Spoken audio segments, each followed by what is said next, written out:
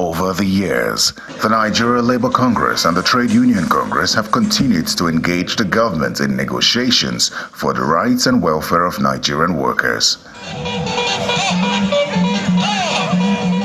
Apart from sitting on negotiation tables, the NLC and TUC have also led national protests against some policies of government which they consider as anti-people. Some of these engagements and protests have forced the government and in some cases other employers of labor to change their policies and accede to the demands of workers. For instance, some of the strikes, protests and negotiations by the NLC and TUC in 2018 led to the 30,000 naira new minimum wage in 2019. A nationwide protest by the organized labor and their civil society allies against the federal government in 2012 also forced the government to shelve its plans to remove fuel subsidy. Without a doubt, an organized labor movement has a force that can hardly be ignored.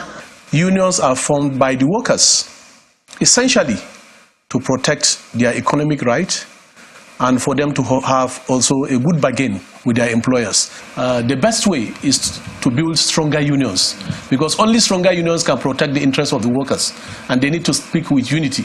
However, the coercive powers of the labor movement in Nigeria has often been threatened by forces within and outside it. No two individuals are the same. Whereas there are genuine labor leaders that come into the movement to lead struggles and represent workers' interests. You will also find those that basically do not understand the tenets and the rudiments of trade union, and they can be used at every point in time. Some employers do undermine unions, and in some cases they try to bring about division in the unions. It's a fact. In 2016, an internal wrangling within the NLC leadership birthed a splinter group called the United Labour Congress.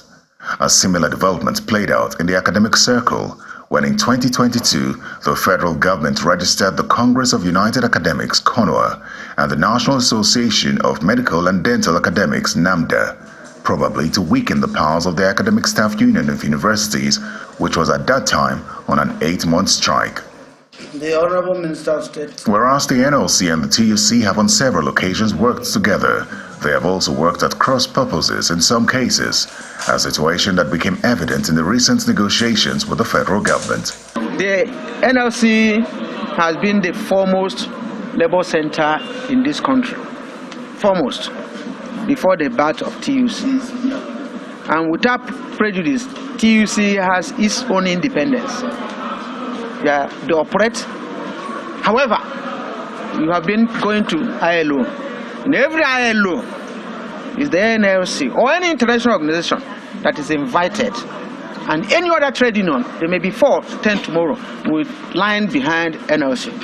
We take decisions based on information available to us. We take decisions based on the mood of a nation and what we think is right for our members and what we think is right for Nigerians. So if you say there is a crack, well, you can interpret it, but for us and left for us, we are addressing the issues to the best of our ability and what we think will be to the best of Nigerians at all. TUC, NLC, stronger together.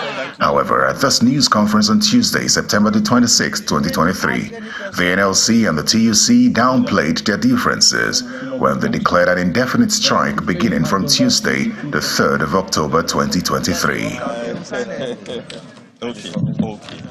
In the days ahead, many Nigerians will be watching to see how the NLC and TUC engage the government in matters relating to workers' welfare, rising cost of living, and the general well-being of the Nigerian worker.